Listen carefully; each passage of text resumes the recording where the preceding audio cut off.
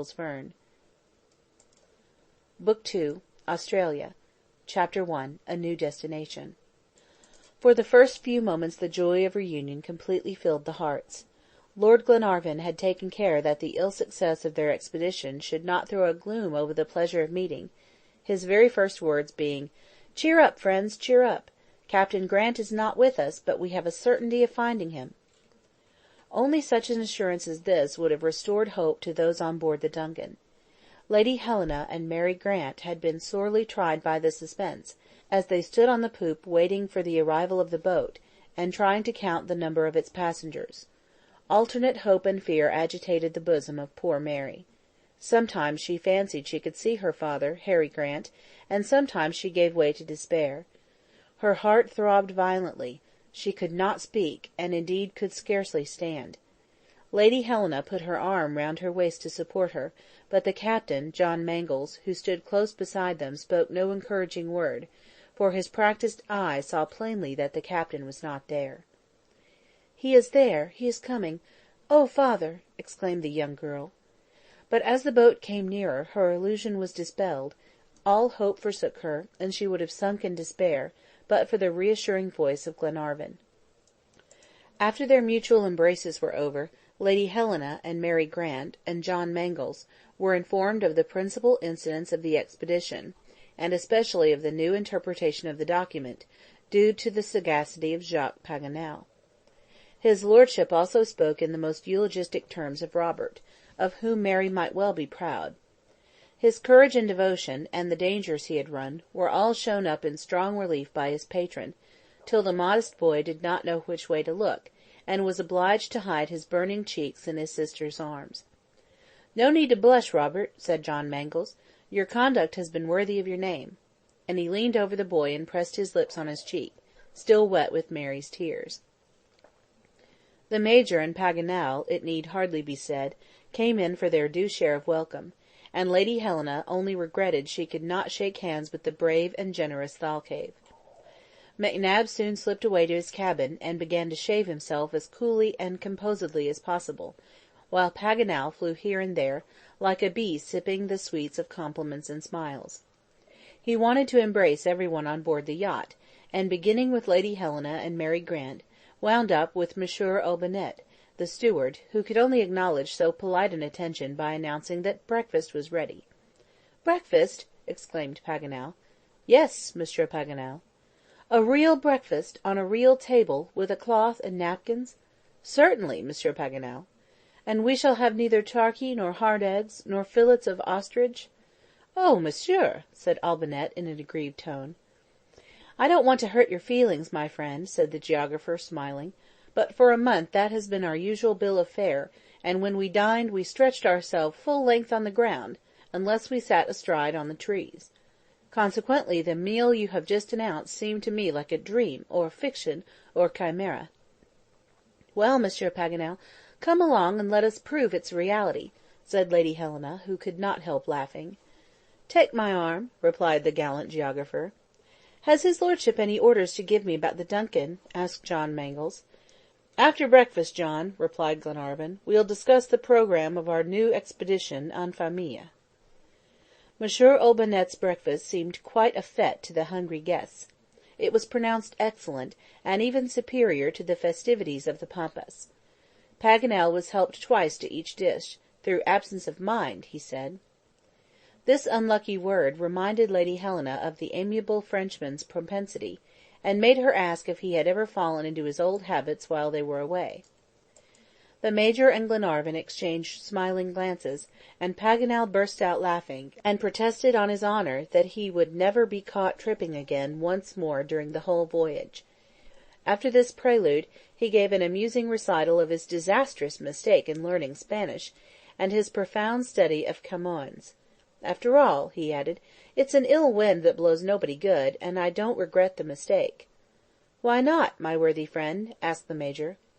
"Because I not only know Spanish, but Portuguese. I can speak 2 languages instead of 1. "Upon my word, I never thought of that," said McNabbs.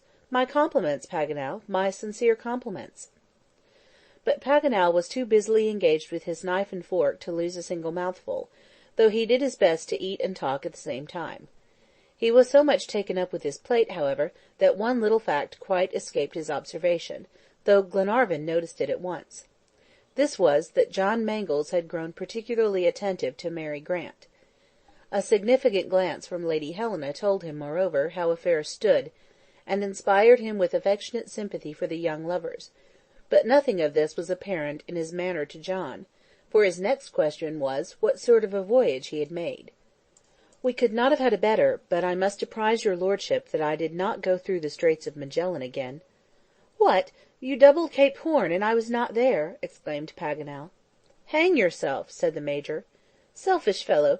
You advise me to do that because you want my rope," retorted the geographer.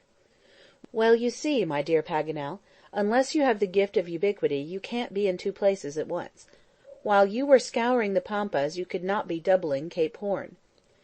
"That doesn't prevent my regretting it," replied Paganel. Here the subject dropped, and John continued his account of his voyage. On arriving at Cape Pilares he had found the winds dead against him, and therefore made for the south, coasting along the Desolation Isle, and after going as far as the 67th degree southern latitude, had doubled Cape Horn, passed by Tierra del Fuego, and the Straits of Lemaire, keeping close to the Patagonian shore.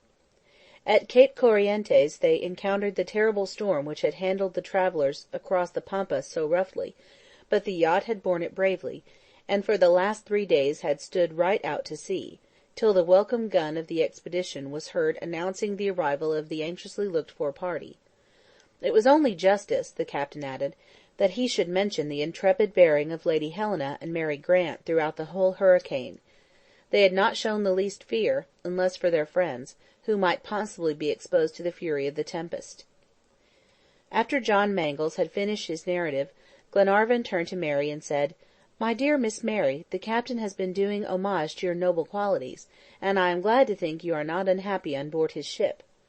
"How could I be?" replied Mary naively, looking at Lady Helena, and the young captain too, likely enough. "Oh, my sister is very fond of you, Mr. John, and so am I," exclaimed Robert. "And so am I of you, my dear boy," returned the captain, a little abashed by Robert's innocent avowal, which had kindled a faint blush on Mary's cheek. Then he managed to turn the conversation to safer topics by saying, "And now that your lordship has heard all about the doings of the DUNCAN, perhaps you will give us some details of your own journey, and tell us more about the exploits of our young hero."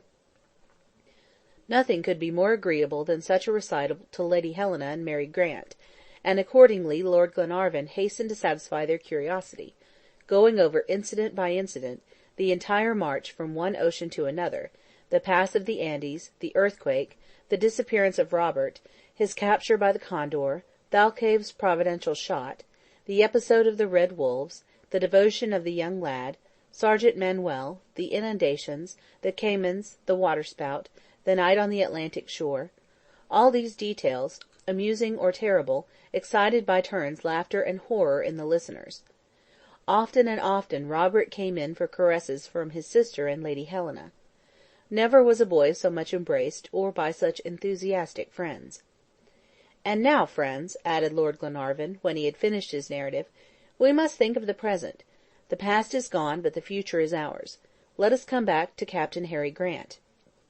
As soon as breakfast was over, they all went into Lord Glenarvan's private cabin and seated themselves round a table, covered with charts and plans, to talk over the matter fully.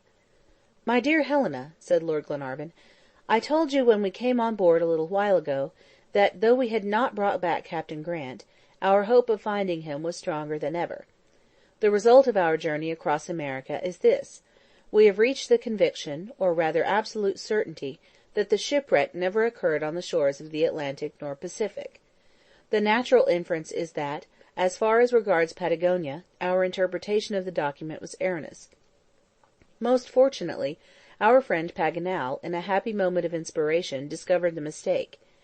He has proved clearly that we have been on the wrong track, and so explained the document that all doubt whatever is removed from our minds. However, as the document is in French, I will ask Paganel to go over it for your benefit." The learned geographer, thus called upon, executed his task in the most convincing manner, descanting on the syllables Goni and Indi, and extracting Australia out of Austral. He pointed out that Captain Grant, on leaving the coast of Peru to return to Europe, might have been carried away with his disabled ship by the southern currents of the Pacific, right to the shores of Australia, and his hypotheses were so ingenious and his deductions so subtle that even the matter-of-fact John Mangles, a difficult judge, and most unlikely to be led away by any flights of imagination, was completely satisfied. At the conclusion of Paganel's dissertation, Glenarvan announced that the Duncan would sail immediately for Australia. But before the decisive orders were given, McNabbs asked for a few minutes' hearing. "Say away, McNabbs," replied Glenarvan. "I have no intention of weakening the arguments of my friend Paganel, and still less of refuting them. I consider them wise and weighty, and deserving our attention, and I think them justly entitled to form the basis of our future researches. But still I should like them to be submitted to a final examination, in order to mark their worth uncontestable and uncontested." "Go on, Major," said Paganel. "I am ready to answer all your questions." "They are simple enough, as you will see. 5 months ago, when we left the Clyde, we had studied these same documents, and their interpretation then appeared quite plain. No other coast but the western coast of Patagonia could possibly, we thought, have been the scene of the shipwreck. We had not even the shadow of a doubt on the subject." "That's true," replied Glenarvan. "A little later," continued the Major, "when a providential fit of absence of mind came over Paganel, and brought him on board the yacht, the documents were submitted to him, and he approved our plan of search most unreservedly." "I do not deny it," said Paganel. "And yet we were mistaken," resumed the Major. "Yes, we were mistaken," returned Paganel. "But it is only human to make a mistake, while to persist in it a man must be a fool." "Stop, Paganel, don't excite yourself. I don't mean to say that we should prolong our search in America." "What is it, then, that you want?" asked Glenarvan. "A confession, nothing more. A confession that Australia now as evidently appears to be the theatre of the shipwreck of the Britannia as America did before." "We confess it willingly," replied Paganel. "Very well, then, since that is the case, my advice is not to let your imagination rely on successive and contradictory evidence. Who knows whether after Australia some other country might not appear with equal certainty to be the place, and we may have to recommence our search?" Glenarvan and Paganel looked at each other silently, struck by the justice of these remarks. "I should like you, therefore," continued the Major, "before we actually start for Australia, to make one more examination of the documents. Here they are, and here are the charts.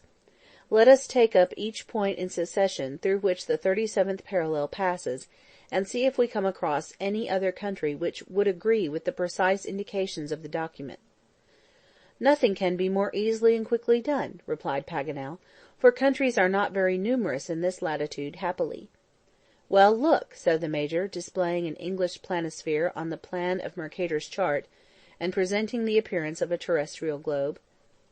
He placed it before Lady Helena, and then they all stood round, so as to be able to follow the argument of Paganel. "As I have said already," resumed the learned geographer, "after having crossed South America, the 37th degree of latitude cuts the islands of Tristan d'Acunha. Now I maintain that none of the words of the document could relate to these islands. The documents were examined with the most minute care, and the conclusion unanimously reached was that these islands were entirely out of the question." "Let us go on, then," resumed Paganel. "After leaving the Atlantic, we passed 2 degrees below the Cape of Good Hope, and into the Indian Ocean. Only one group of islands is found on this route, the Amsterdam Isles. Now, then, we must examine these as we did the Tristan d'Acunha group." After a close survey, the Amsterdam Isles were rejected in their turn. Not a single word, or part of a word, French, English, or German, could apply to this group in the Indian Ocean. "Now we come to Australia," continued Paganel. "The 37th parallel touches this continent at Cape Bernouilli, and leaves it at Twofold Bay. You will agree with me that, without straining the text, the English word stra and the French one austral may relate to Australia.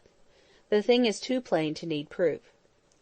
The conclusion of Paganel met with unanimous approval. Every probability was in his favour. "And where is the next point?" asked McNabbs. "That is easily answered. After leaving Twofold Bay, we cross an arm of the sea which extends to New Zealand. Here I must call your attention to the fact that the French word continent means a continent, irrefragably. Captain Grant could not, then, have found refuge in New Zealand, which is only an island. However that might be, though, examine and compare, and go over and over each word, and see if, by any possibility, they can be made to fit this new country. "In no way whatever," replied John Mangles, after a minute investigation of the documents and the planisphere. "No," chimed in all the rest, and even the Major himself, "it cannot apply to New Zealand." "Now," went on Paganel, "in all this immense space between this large island and the American coast there is only one solitary, barren little island crossed by the 37th parallel." "And what is its name?" asked the Major. "Here it is, marked on the map. It is Maria Theresa, a name of which there is not a single trace in either of the three documents." "Not the slightest," said Glenarvan. "I leave you, then, my friends, to decide whether all these probabilities, not to say certainties, are not in favour of the Australian continent." "Evidently," replied the captain and all the others. "Well, then, John," said Glenarvan, "the next question is, have you provisions and coal enough?" "Yes, your honour. I took in an ample store at Talcahuano, and besides, we can easily replenish our stock of coal at Cape Town." "Well, then, give orders." "Let me make one more observation," interrupted McNabbs. "Go on, then." "Whatever likelihood of success Australia may offer us, wouldn't it be advisable to stop a day or two at the Tristan da Cunha Islands and the Amsterdam? They lie in our route, and would not take us the least out of the way. Then we should be able to ascertain if the Britannia had left any traces of her shipwreck there." "Incredulous Major!" exclaimed Paganel. "He still sticks to his idea." "I stick to this, anyway, that I don't want to have to retrace our steps, supposing that Australia should disappoint our sanguine hopes." "It seems to me a good precaution," replied Glenarvan. "And I'm not the one to dissuade you from it," returned Paganel. "Quite the contrary." "Steer straight for Tristan da Cunha." "Immediately, your honour," replied the captain, going on deck, while Robert and Mary Grant overwhelmed Lord Glenarvan with their grateful thanks. Shortly after, the DUNCAN had left the American coast, and was running eastward, her sharp keel rapidly cutting her way through the waves of the Atlantic Ocean. End of Book 2, Chapter 1.